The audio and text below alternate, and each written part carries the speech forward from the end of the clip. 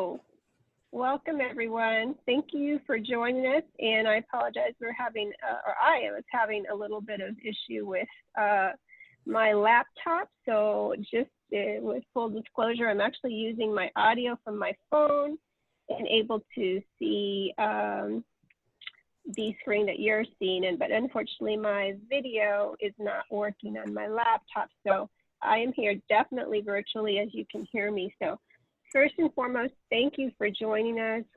Thank you to Nina Corson and Jeff. Jeff, pronounce your last name for me. I don't want to get that wrong. Peace.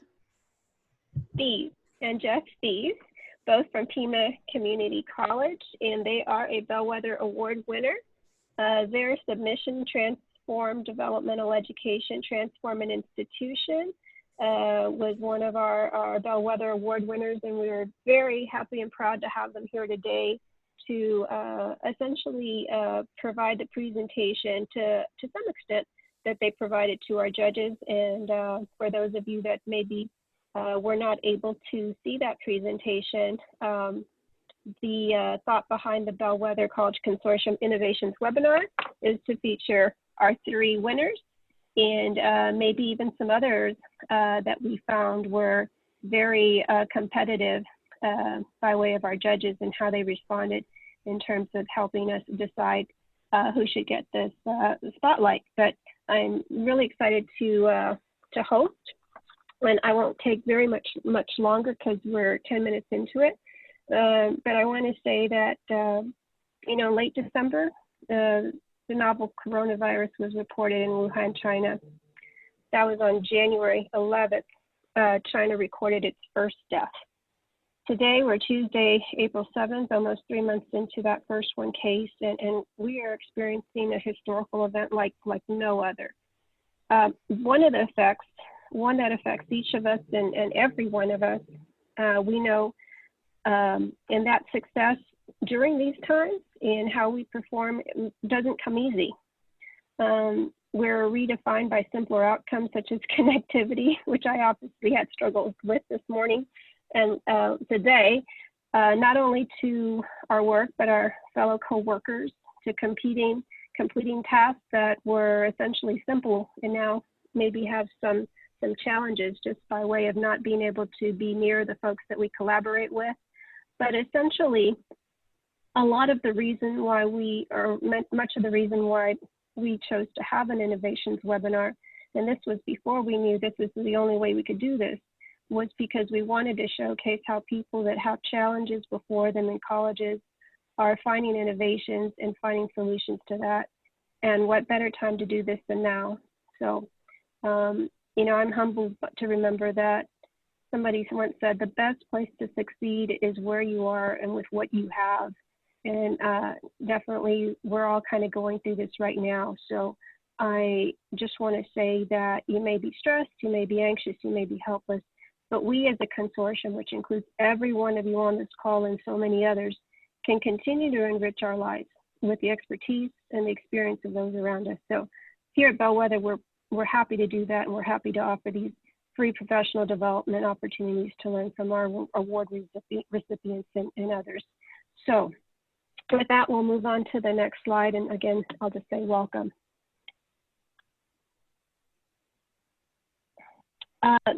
Just wanted to share that the next innovation webinar will be Thursday, April 16th. We will showcase Central Arizona College, who won in the area or the category of workforce development.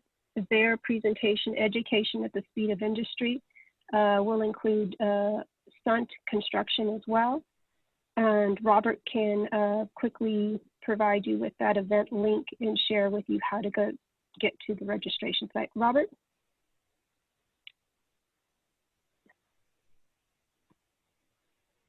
Yes, I'd be happy if anybody wants to make a comment and send me their email address. I'd be happy to share the link where you can go and sign up on Eventbrite.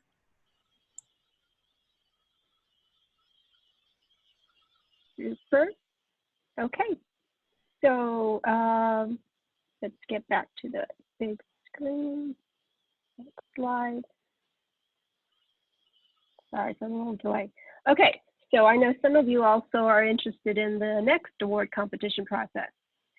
Oh, sorry, Robert, can you scoot back to that first, second slide again?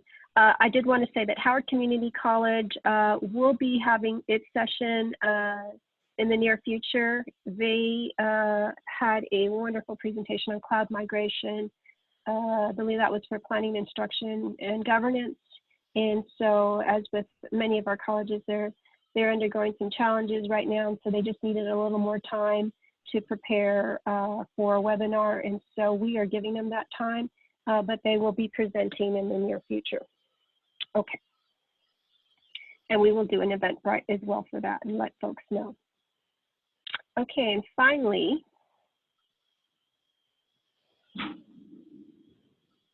so the Bellwether Award competition for 2021, yes, it is still on, definitely. We will be opening the portal May 7th. That is our target date. We will be opening it on the BCC website, but we'll also send that information out via constant contact.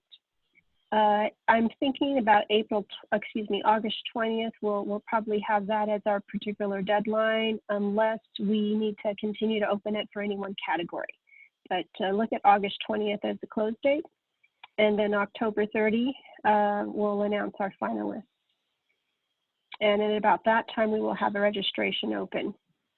Know that we definitely still have a contract at the Hilton Palacio del Rio. Now, given the time that we have right now in terms of not knowing if we are still going to be challenged to meet face-to-face, I am already looking at a virtual conference. So Plan B is in the works. If Plan A, which is what I would be most happy with, and I think all of you would, meeting together and just being able to see these presentations up close and personal and being able to ask questions and network, we are still focused on doing that. But I will tell you, you have my word that the presentations that you saw last year will be this year, will be just as, or next year, will be just as competitive, and we will have some excellent speakers coming in, no doubt. So please continue to support us and be able to attend if you can face-to-face, and if not, we will have some instruction on virtual conference. Okay, and with that, I will let Nina and Jeff take it away, our co-host here, and start their presentation. Great, thank you. So this is Nina Corson, and I'm going to try to share my screen. Rose, it's not letting me share the screen. I think you have to turn me on as a co-host.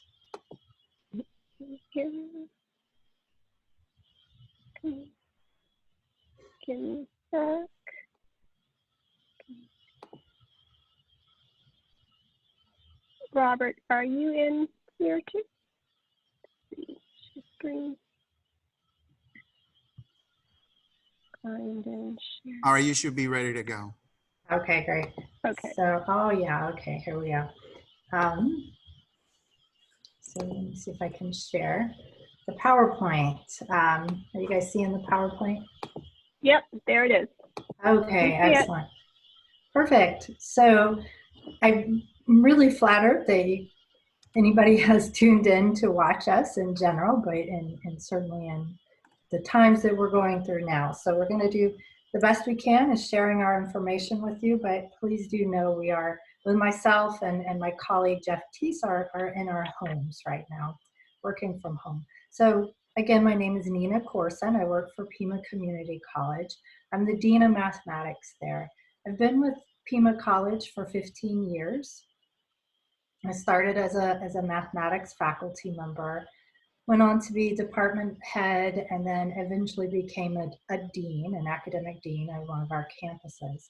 Over time, I've had different experiences, having involvement in various different academic programs at the college, and for a couple of years, I actually got to work in student affairs as a dean of student affairs for one of our campuses. But right now, I'm Dean of Mathematics, and I will let my colleague, Jeff Teese, introduce himself. Thanks, Nina. Good afternoon.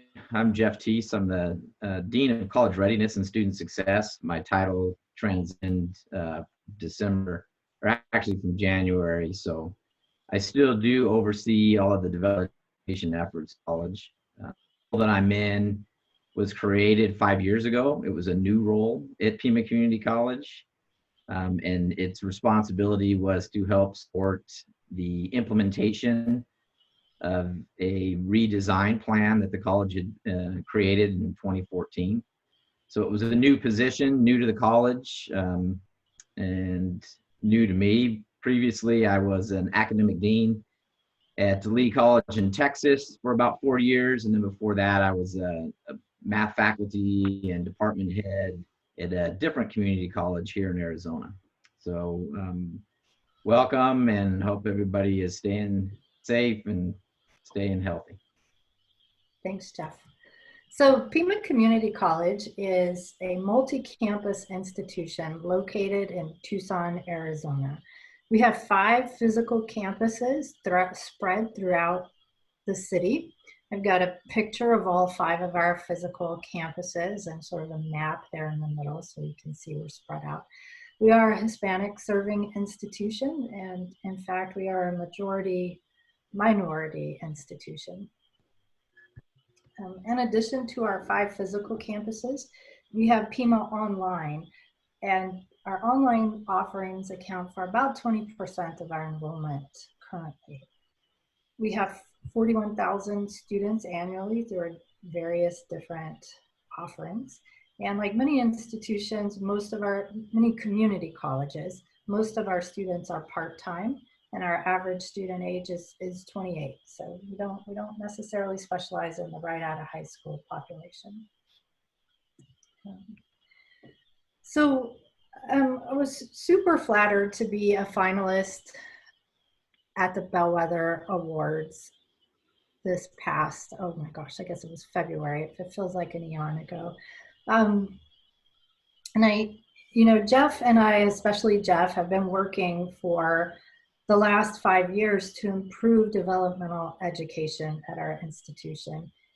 And we've done so many things, and it was just really nice to get to go to the Bellwether Awards and share everything that we've done with our colleagues from around the nation. And of course, it's just a huge honor to win. And I actually believe that the reason we won is summed up right here in this particular slide that we're showing you. The purpose in improving our developmental education is to get more students into and through their gateway math and writing class. And our educational theory tells us that if we can get more students to earn their college level math and writing credit, then the institution's fall to spring persistence, fall to fall retention, and graduation rates will improve. And that is exactly what we've seen happen at our institution. In the top left graph, the orange bars represent the number of students enrolled in a gateway math class. And I'm defining a gateway math class to be that freshman level class that transfers. So we've got college algebra, we've got liberal art math, we've got our pre-calculus, and we have our career and tech mathematics. So you can see with the orange bars that over the last several fall semesters since we've been working on this, we've been able to increase gateway mathematics enrollment by 61%. But at the same time, we've been able to increase our success rates. So the number of students earning credits has almost doubled. It's gone up 90% over the last several fall semesters.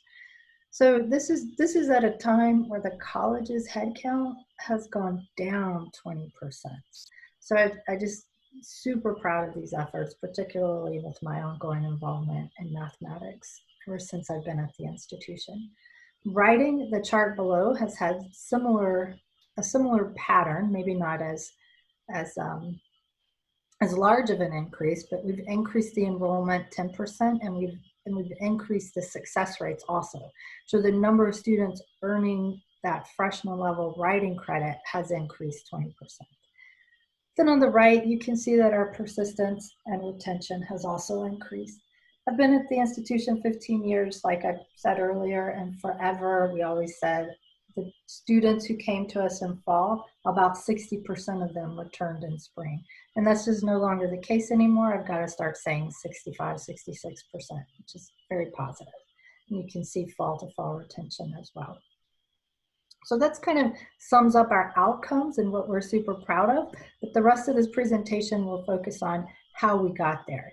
So we have what we call 5 student success pillars. And we'll go through each one of them. We have placement, our curricular redesign, the co-requisite support, student support, and professional development. And then we're hoping at the end to have a little bit of time to tell you how we're responding to COVID-19 and how we're trying to continue these efforts even in the virtual environment. Okay, Jeff, I think this is you. Right, so placement. We thought we'd start with both students start. Now, obviously, they've applied, they're getting prepared to go to a new student orientation, and the students have a placement process to go through. So pre-2016, the placement process was, as you see on the right, student applies, the enrollment requires placement, so they go straight to the placement test, they take tests, and then they get placed, and then they head off to a new student orientation. There's not a whole lot in this flow chart that allows the student to understand why they're taking placement tests, what their efforts mean, what particular types of tests these are, how these are different from the tests that they've taken maybe recently as a recent high school grad, or maybe 10 years ago as a new traditional student coming back to us. So in the face-to-face presentation, I was able to ask everybody to complete the problem on the left, and if they couldn't do it in 60 seconds that was allotted, they were going to be asked to leave to the developmental version of this presentation. So I don't have that same face-to-face fun experience here with you, but you can imagine that problem on the left is probably a challenge for a lot of people, whether they're 10 years removed from high school or even a recent high school graduate. On the spot, solve this problem in a way that they're not used to necessarily doing it, and also in a way that does not allow them to move through the test the way they may be comfortable moving through the test. So we felt this was a place that we could act swiftly and start to change options. So by 2019, we had implemented the question, or we had looked at the question, is placement even required? So we have some career and technical programs that don't require placement because they don't have any reading, writing, or math learning outcomes that are designated or associated with the program. So the answer to that is no. We should not be sending those students directly to an AccuPlacement test to complete a test that has no bearing on their enrollment at the college. Secondly, is there an alternative to testing? So one of the biggest changes to placement for us was the implementation of multiple measures, and I'll talk a little bit more about that on a slide coming up. But we implemented multiple measures. At that time, we included GED. We looked at using different data from high school transcripts. The original rollout was looking at less than or equal to 3 years.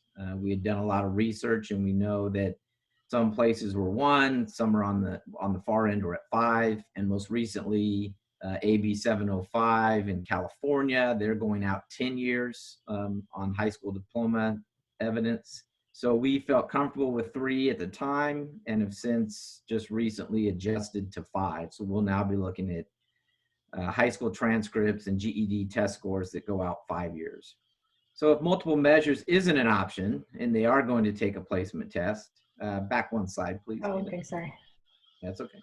It's gone. If There's multiple measures isn't an option, so they're heading to the left of the flow chart, we don't want to send them just to a placement test, right? We have created what's called a pre-placement tutorial. It takes students anywhere from 3 to 8 minutes to complete. It is something they can access straight from their student portal, which we call My Pima.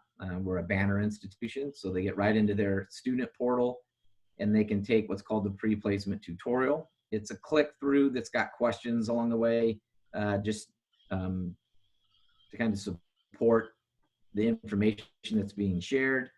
Our access and disability resources information is in there. Our options for them to practice using EdReady are in there.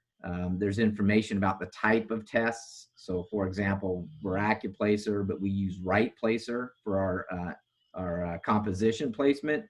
So now they're taking an essay, and there's certain specific information about the prompts, the way the essay is set up.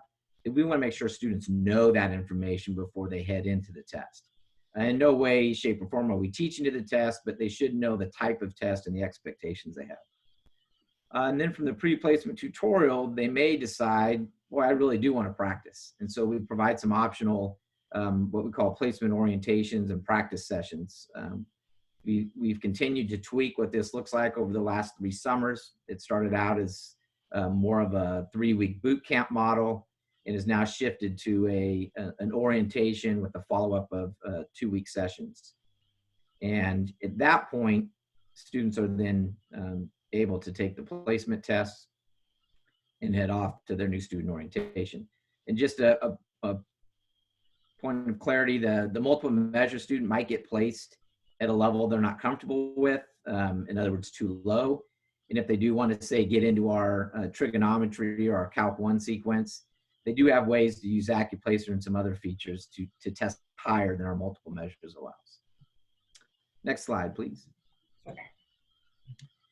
And so our fall 19 data, we had about 28% of our new to higher ed students used multiple measures to enroll in gateway math courses, and about 1/5 of the new to higher ed students used multiple measures to enroll into English composition.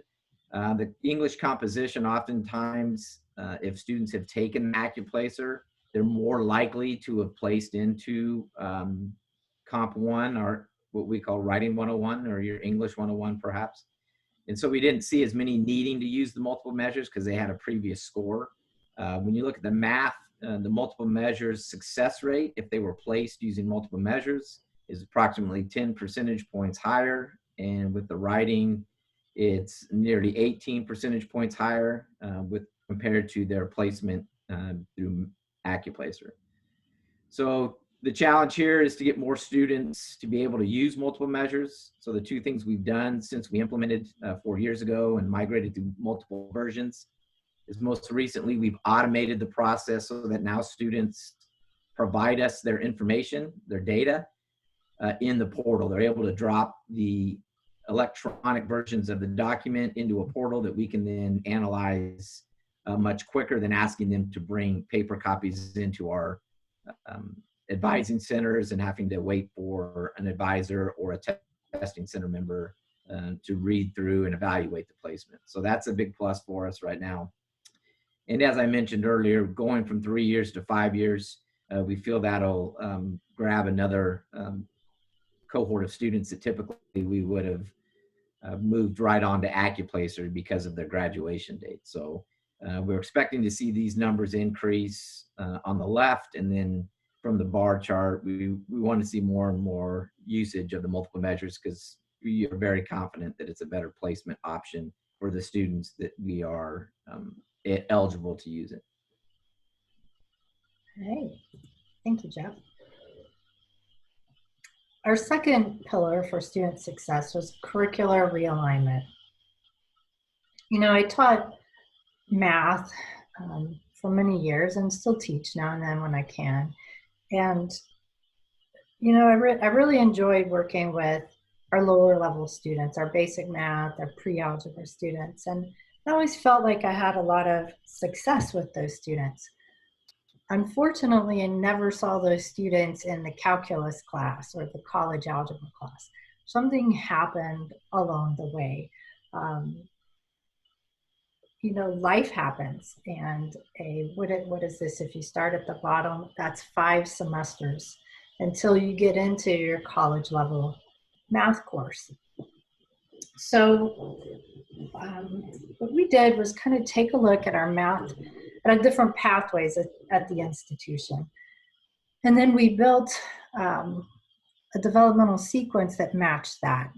And some of the things happened before pathways, some afterwards, but we wanted to build developmental sequences that were shorter and got students into a college level math class faster. Our goal was to get students into their college level math class within a year. So we have 4 pathways, our career and tech pathway. It depends on which program of study. We have this Math 106, whoops. Okay, be careful with what I touch. Math 106 is a data analysis, spreadsheet kind of class. And then general technology math is more trig and geometry based. So it depends on which career and tech program you're going into. And for the most part, students can go straight into that class. There would be some students in the GTM class that might need the ICS. That's our Integrated College and Student Success Skills class. That's where our very lowest, like what used to be our basic math students, they are placed into that class. There's actually 2 classes students take. The ICS is Integrated College Skills, and then they take a STU 105. It's a Student Success Skills class.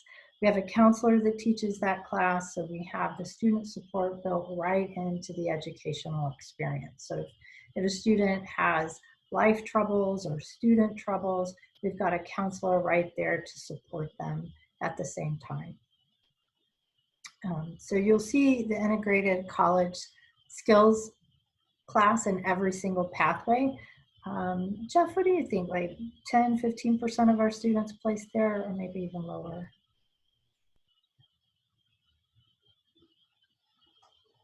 I don't know. Okay. Did you? All cohort. I didn't hear you. I think maybe you were muted. Yes, it's typically between 9 and 12%. Yeah. Okay. So about 10%. For all of our liberal arts students, which are the majority of our students, they can go straight into our college level math class if they take a co-requisite. And the co-requisite class is kind of just-in-time developmental education. We'll talk more about that in the next pillar. I think the key to each of these pathways is the built-in student success, whether it's a student success class or a lab class. You'll see in the business math pathway, we have an elementary algebra class paired with a lab support, Math 092 LB. And that's all the student success skills sort of built right into the developmental sequence. So now 90% of our students can get into their college level credit bearing class within the first year. And those are the green boxes versus the blue boxes. So a lot of work has happened to sort of rewrite our developmental curriculum to better support students. Similar efforts have happened in reading and writing. You can see the box on the left shows before we started our curriculum redesign efforts, our writing path and our reading path were completely separated, as though they are very two unrelated topics. And I think most of us recognize that reading and writing are actually very integrated topics and can support one another when they're taught together. So what we've done now for our lowest level students, we have an ACL 80 class, Academic and Critical Literacy, which kind of combines the pre-college work of reading and writing together. And then once students have that for one semester, they can go right on into a college level writing class, Writing 101S, and it's got some support. So you can take your developmental reading along at the same time. Those are very lowest level. If you're just right below college level, you can take Writing 101, or you can take the 101S, which is Writing 101 with a one credit support class, kind of a studio class where the students get a little more help, and along with reading if they need that as well. So again, in our writing and reading, within 1 year, every student should be able to take their college level writing class or English composition, whatever you call it at your school. So I mentioned the the key component there is building in student success skills into the curriculum, whether it's taught by the math faculty, the writing faculty, or a counselor, depending on the level. Our elementary algebra, I pointed out the lab class that goes with it. Prior to adding that lab class, our passage rate in that class was just below 50%. You can see the academic year 16-17. If you went before that, it was right below 50% forever and ever in the college's history. The first semester that we tied elementary algebra with a support class, we had counselors teaching the class, the support class, and our passage rate went up to 56%. It was this wild success. It jumped 12 percentage points in our success rate. It was hard. We had 2 people teaching the students. Students would play mom against dad. The faculty members didn't always agree on the pacing or what the topics should be. And I know I was very nervous to see how that effort was going to turn out. But when I saw the success rates, I was so relieved and so happy. And then about the same time, through some other efforts that the college worked on, Jeff and I were told that the counselors would no longer be available to teach that support class. So, you know, I was crushed. We had this great success, and now these counselors weren't going to be able to help out. So we kind of regrouped and we thought, okay, well, what are the key components that the counselors are helping with? And let's train the math faculty. So instead of elementary algebra being paired with a student success class, we have it paired with a math lab class. We put a lot of professional development in place to teach the math faculty how to show students student success skills, growth mindset, note-taking, time management, help them find resources when life happened. And, you know, much to my pleasure and surprise, passage rates jumped again. So math faculty could teach the student success stuff, and it was great. So very helpful. All of these words, I don't know if you've read them, the paragraphs, these come from a qualitative study Jeff did to see how our ICS, our Integrated College Skills class, to see the effectiveness of that a couple of semesters after students had been in the course. The quotes are all very inspiring, very positive. I won't read them all to you, but they said things like math and STU were like the left hand and the right hand. The student success course was full of confidence builders. And I will read this last quote. It makes me tear up almost every time I read it. It says, "Thank you so much for thinking of me, Miss. I am truly honored. Fortunately for me, I took your advice and have managed to snag a full-time position at the VA hospital. I'm now a full-time federal employee, a full-time student, and about to be a first-time dad to a bouncing baby boy at the end of September.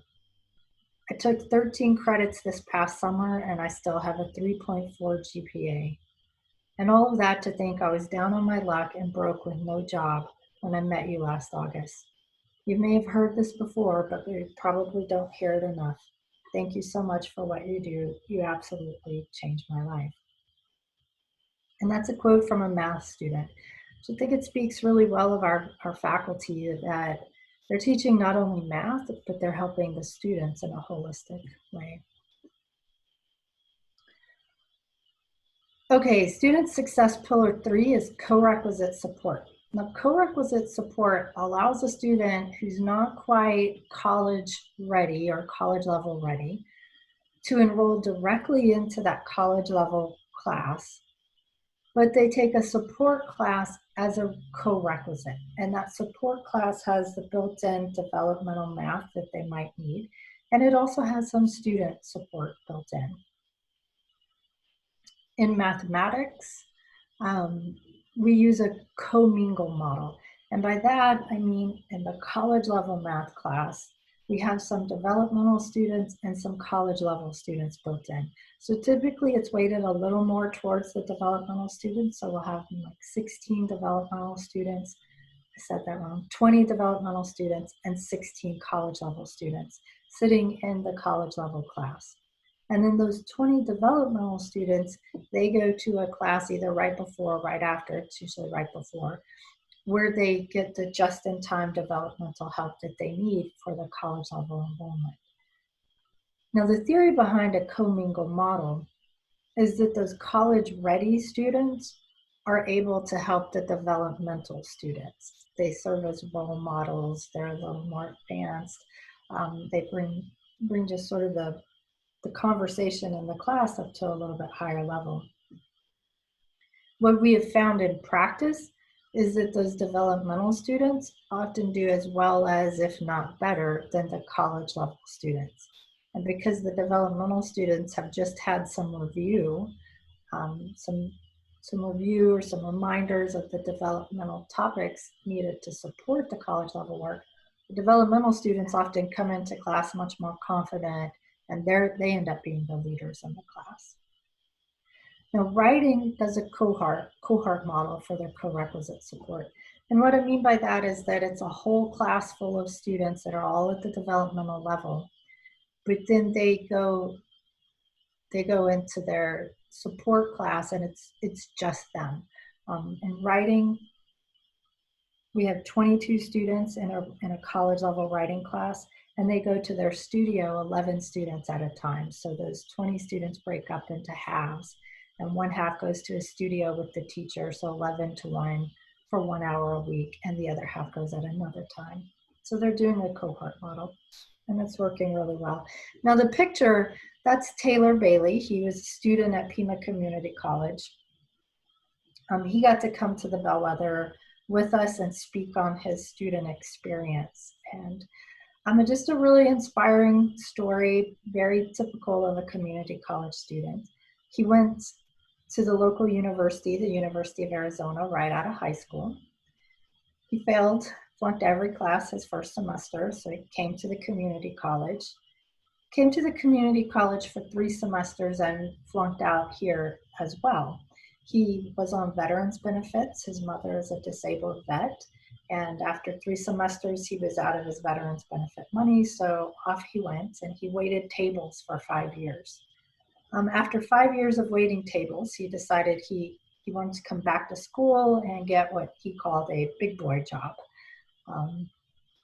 So he was motivated, ready to go.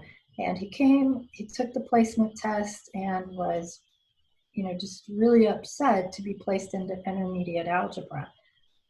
Here he was at a time in his life where he didn't want to waste another moment. He realized that he should have done school earlier. He didn't, and he was going to have to take a math class that didn't even count towards his degree. So he got connected with an advisor who then told him about the co-requisite support, and it was our very first semester to do co-requisites in college algebra. So he was part of our fall 2017 first effort. And he credits to this day that class with giving him his confidence back, helping him learn math, but also helping him learn how to be a student. He graduated in fall 2019, so this past December, he graduated with honors. He has an Associate's of Business, and he is enrolled at the University of Arizona right now. He reports that his classes are going well, and they're easier than he thought they would be. They are, and he's had to go virtual just like we are for the second half. But I did check in with him, and he's doing really well. So it's fun to get to bring him along. Here's our co-requisite support outcomes. On the left is a chart for math. The first 2 bars are college algebra. Taylor was a part of this group. For 4 semesters, we piloted a college algebra co-requisite at one of our campuses.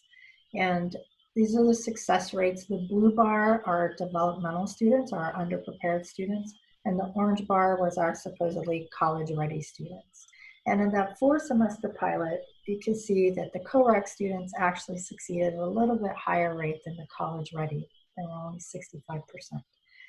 Now, before I talk about the middle two bars there, let me tell you that college algebra at my institution has about a 50% passage rate. Has about a 50% passage rate forever. So those numbers look fantastic. But remember, with a pilot, you tend to get your very best teachers. It was only at one campus. It was teachers that were completely bought into the CORAC, didn't need any training. They figured it out on their own. They wanted to do it. And they also filtered the students. They interviewed every student before the student was enrolled, so that the student understood what they were getting into. So this year is our very first year to scale college algebra. And by scale, I just mean there's some offerings at every campus. So the option exists at every single campus. So fall was the very first time we scaled it up, offered it everywhere. And I got these results right before we came to the Bellwether. So the blue bar is our underprepared students, the orange bar is college ready. And that's just from last fall 2019. So it doesn't look as good, and it might look a little bit disappointing, but our college ready students passed at a 64%. Remember, I said the average was 51. And the underprepared students passed at a 46% passage rate. Which again, remember, 51% is average, and that's for college ready students. So that's really not too bad. And in fact, if you think about what would have happened had we gone the traditional route, this is actually more students graduating, or more students earning the college level credit. So remember, if they had taken intermediate algebra first, that's one semester, half of them will pass and half of them will move on. So we're already down to 25% of the students even enrolling in college algebra. And then half of them will pass, which is only about 12%. So when I compare 12% to 46%, this is a huge success.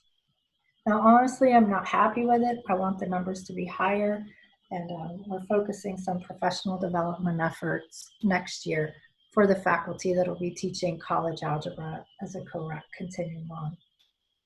In our liberal art math class, we didn't pilot it. We just put it out at every campus, and it did really well. That class tends to have about a 65–70% passage rate, and you can see both groups passed at 68%, scaling it up. So that one worked great. Our writing co-requisite, actually our writing department's been doing co-requisites for maybe about 8 years now. So even before Jeff joined us and started officially helping with our dev ed efforts, they're writing 101S, which is the underprepared students in a cohort model. They pass right under 70%, no matter how you slice and dice it over all past years that they've been doing it. And that's equivalent to a normal writing 101 that's college level.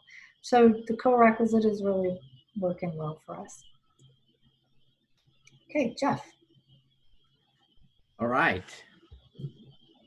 So the fourth pillar is implementing student support pieces into the lower level courses. We touched on this briefly earlier.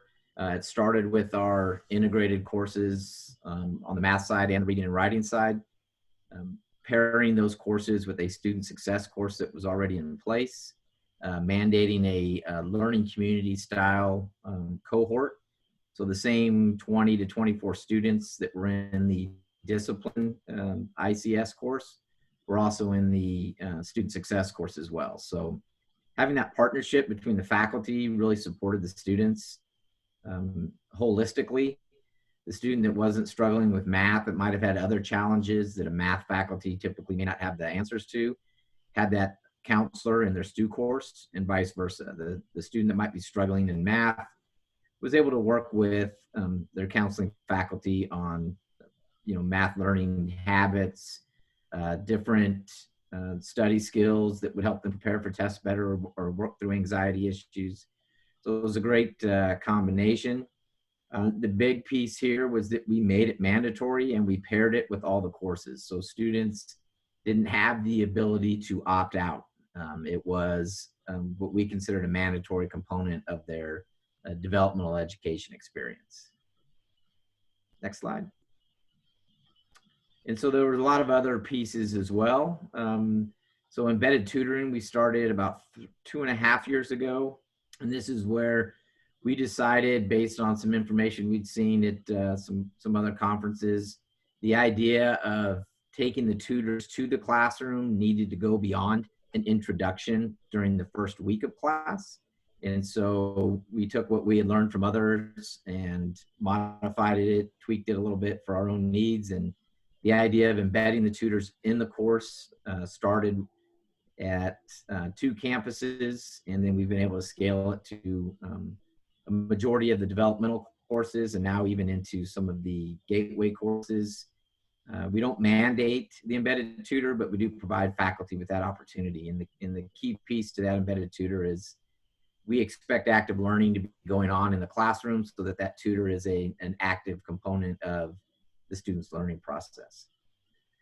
We had an early alert process early on that was homegrown. It was a challenge on several levels. Probably most significantly was that at the bare minimum, it was an email from a faculty to a student that did not necessarily reach student affairs. So advisors, counselors, other folks that may be able to support the student. Since then, we've been able to implement a new software, and we've been able to scale that to all developmental courses. And we are now, this past fall 19, we were able to add the early alert system to a majority of the high enrolled gateway courses. So your psychology 101s, writing 101s, college algebras have this early alert feature. We essentially provide 3 progress surveys in the first 8 weeks of the course because we do not want to wait until the end of the course or the W deadline late in the middle of it or late in the course. So we get feedback early on, and then we act on that feedback. The non-cognitive factor is something that we are able to pull from their AccuPlacer attempts. We get information based on some non-cognitive questions or affective questions that we've added. And then our counseling groups have been able to take that information, pair the different non-cognitive factors into what we would consider a high-risk student, somebody that's got multiple risk factors that have proven to be predictive of not being successful at our college in previous years. So that's a component that allows us to reach out before classes even begin and start supporting the students before day 1. And we just recently implemented the idea of college success coaches. We have 2 that were just 2 full-time coaches that were just hired. They're focused on our lowest level developmental students and English as a second language students. We hope to scale their efforts moving forward. It's been kind of an adjustment of sorts because of what's happened. They just started in February, and then a month later, we've transitioned their work to be a much broader reach of courses in the virtual environment. But we still plan to move ahead with the primary role moving forward with small cohorts of caseload. So we want to keep their caseload around 350, 400 at the max. And so that our students that are most at risk have a coach that's able to support them holistically as they work through that first semester or 2. And then there's a nice soft handoff into their program advisor.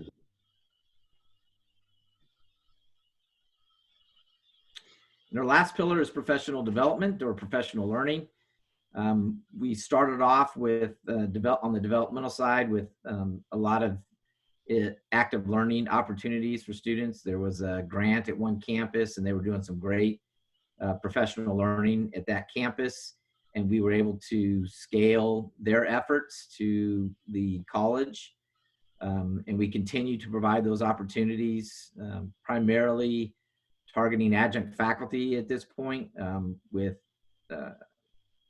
Friday afternoon and Saturday morning sessions where they come in, they engage in an active learning. Some of them actually lead the active learning opportunities based on the courses that they teach. And so they're able to take that then back into their classrooms.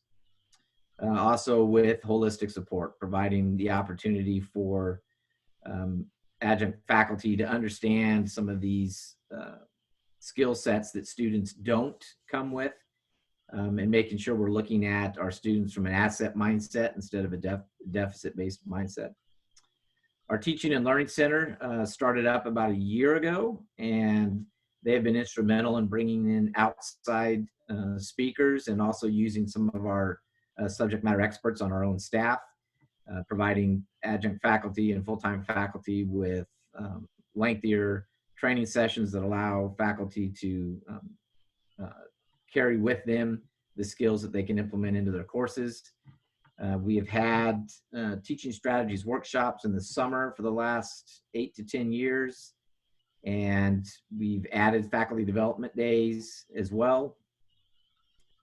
And the nice thing from the standpoint of from being a faculty and wanting to try something new is that the culture has allowed them to, or has encouraged experimentation.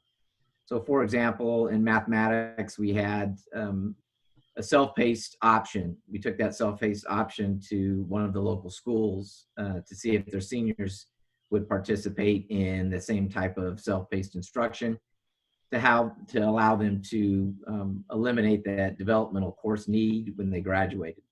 But just that ability to try and do different things has led obviously to our most recent efforts, which have been very successful in the corequisites that Nina mentioned earlier. So both in mathematics and in writing, those don't happen unless faculty are provided that culture of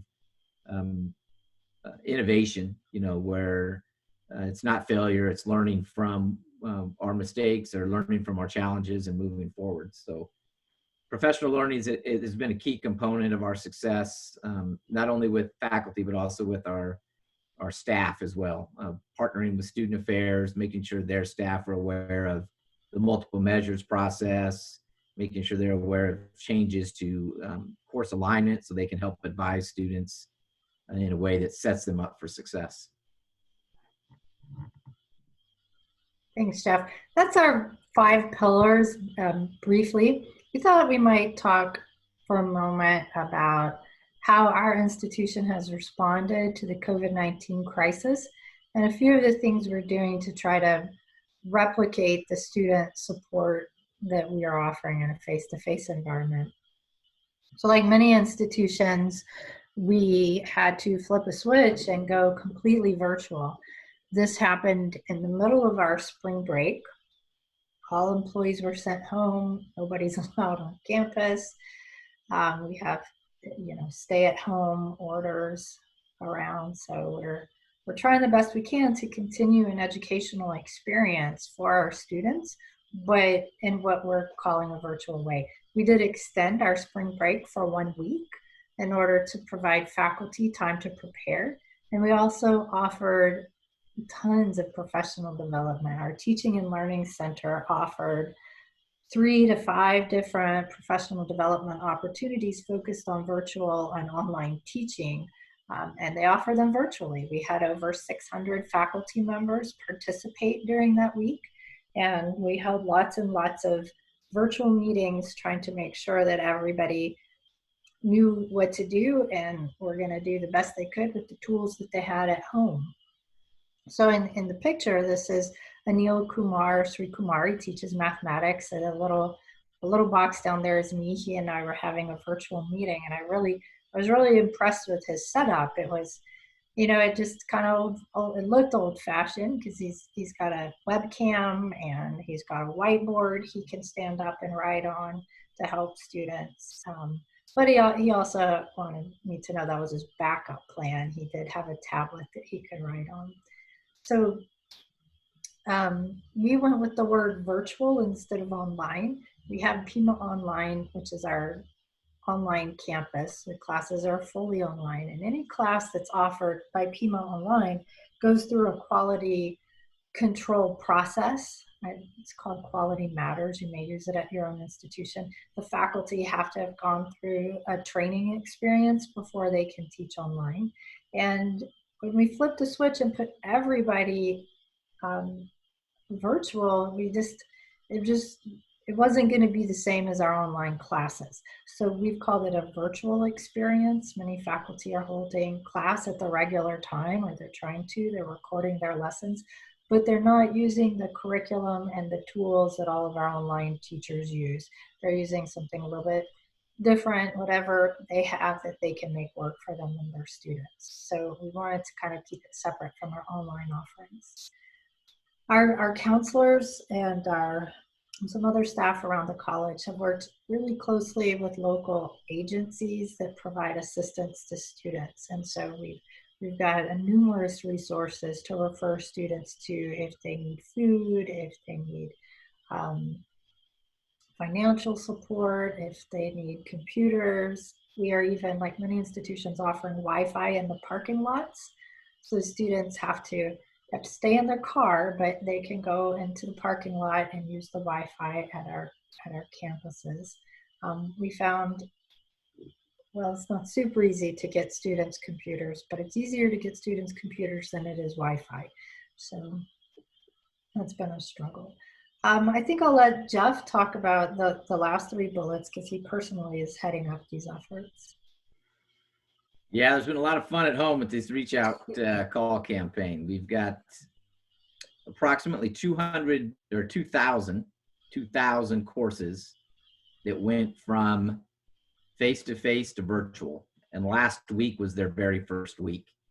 And at the end of last week and the beginning of this week, so it just finished up yesterday, we used the same tool we use for our early alerts to send out a survey to all faculty with what we call a flag. And the flag was to notify, it's twofold. It notifies the student that, hey, we're concerned about you. We haven't seen you in our learning platform. I haven't heard from you. You haven't reached out.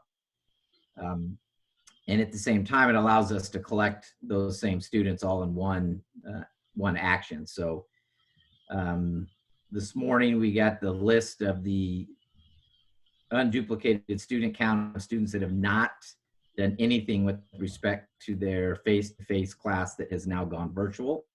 So we've got about 45 to 50 staff from across the district. They're going to start reaching out and calling the students because we know oftentimes those students are not reading or not looking at their Pima Community College email. They've resorted back to their own email and text, probably for communication. And so we want to be able to make sure we reach out. We're actually going to reach out in 2 ways, via their phone, their phone of record, and also a secondary email that we're able to collect. So that campaign is just getting started from as far as the call out goes. We're hoping to get those students to reconnect. Our primary goal is to get them to reconnect with the course because we want them to finish. Just because they haven't reconnected doesn't mean they were necessarily struggling with the course. So we want them to be able to finish and earn that grade. But secondarily, if they come back and they decide to get an incomplete or withdraw, that's to their advantage as well. The challenge, and many of them may not think about it at this point, is that if they don't come back and do anything, that's a worst case scenario for them. So that's kind of our goal with the reach out campaign. Get them to come back and engage in the class, and if not, at least engage with our advisors and counselors to make sure there's some closure to the course. As I mentioned, we had the 2 new success coaches that were hired. We've taken their role and have expanded it. Similar to the call campaign, we've got a lot of staff that now that they're home, they don't have as much to do, and because they really relied on that face-to-face experience on the campus. And so we've got folks that we're trying to stay, trying to stay involved in what we're doing with respect to student support. So we've got approximately 18 other coaches on top of the 2 that were full-time that we've trained up, and we've actually embedded them into D2L, which is our learning management system. And they're not really there to help with tutoring. They're there to help with those same types of questions. I don't have Wi-Fi. What do I do? I'm struggling with this piece. How do I find this in D2L? So we're really working on solving those other non-curriculum based questions that students are having. And lastly, our learning centers worked real hard the week of what would have been our spring break. Knowing that we were going to this virtual move, they vetted several different options for them to provide virtual tutoring. We do partner with NetTutor, but we knew expanding to that many courses in the virtual environment that NetTutor was not going to be our only option. And again, we wanted to keep the tutors working with respect to supporting our students. So did a lot of investigating and came up with a process that allows our tutors to work with students virtually. We're a Gmail institution, so we ended up looking at several options, but we're using the Google Meets / Google Hangouts for our virtual tutoring. And we're hoping to onboard faculty that have volunteered to help support, so we have a stronger group of folks being able to do the virtual tutoring.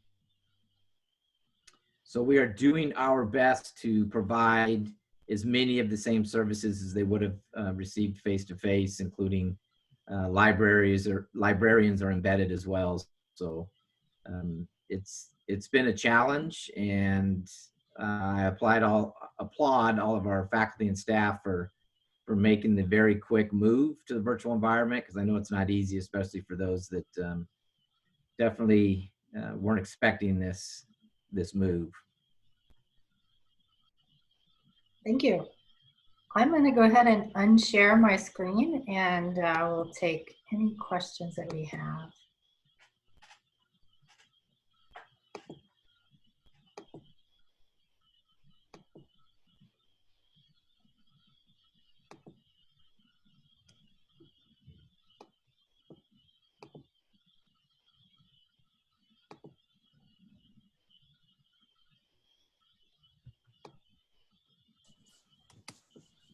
Colleen, go ahead. I'm wondering if it would be able to provide an overview of your 5 pillars.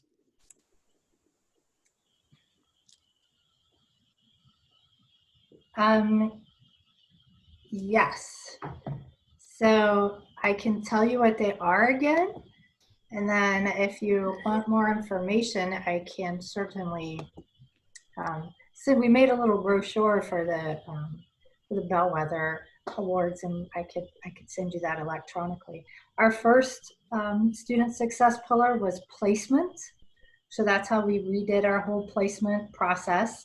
We use multiple measures to place recent high school grads. And then we have other support and review for students that need to actually take a placement test. Our second was our curricular redesign. So we completely rewrote all of the developmental coursework to incorporate student success skills, but also align our developmental pathways, our developmental sequences with our math pathways. So again, that first one was placement. The second was curricular redesign. The third pillar was co-requisite support. That's all of our co-requisites. So a student takes a college level class, but has the support they need alongside of it. Our fourth pillar is student support. So all of the holistic support that we give students both inside and outside the classroom. And then the fifth pillar was professional development. So we have an ongoing effort to provide professional development, not only to faculty, but also advisors and other staff around the college that might touch any of these efforts. And Colleen, just to add to that, the primary goal when we first started with this was, as Nina mentioned early on, was to get more students to and through the gateway courses. The leaky pipeline concept that came out, I don't know, it's probably been a decade or so ago now. We were trying to make sure we shortened the pipeline, but also strengthened the student experience. And so these were the 5 pillars that we felt would help us accomplish that. Not necessarily in any particular order, but those are the ones. We tried to do it in an order of, we started with placement because we knew that would be the very first thing we could impact students with. Thank you. You're welcome.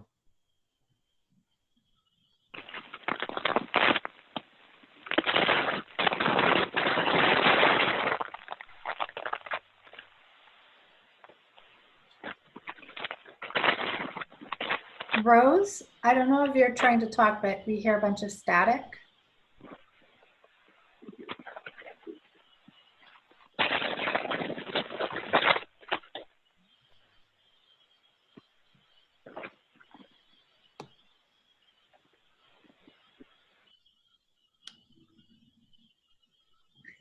And what happened there? Any other questions from the group?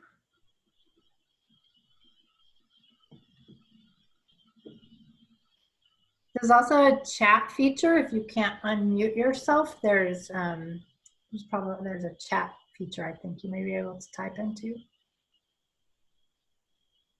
And I'm going to go ahead and put No, my, it's here now. Like, even if we do.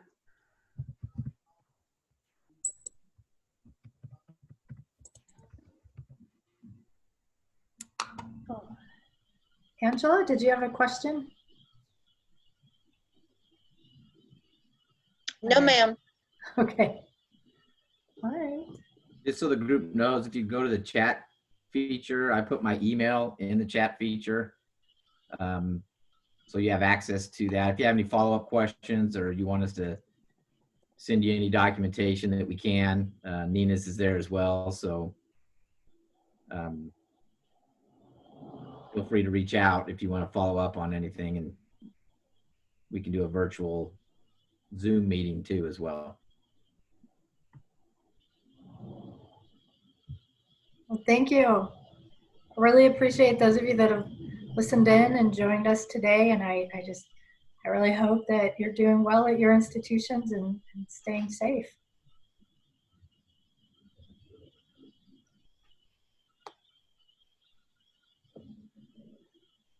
I agree. Thanks. Everybody be safe, and like we said, reach out if you have any questions or you want to follow up. Be happy to have a discussion. Right. We'll turn it back over to Rose. Well, thank you everybody for attending. I think Rose still having some issues with her audio, so we'll just go ahead and wrap up. We will be sending an email with the link to the recording. We will just do some edits and take out some of the empty space in the beginning, but we'll do some edits and then we'll send it out and we'll send the link to everybody so everybody can rewatch it or if they need some reference. But feel free to reach out to any of us if you have any more questions or concerns, and we'd be happy to answer them. Thanks, Robert. Thank you.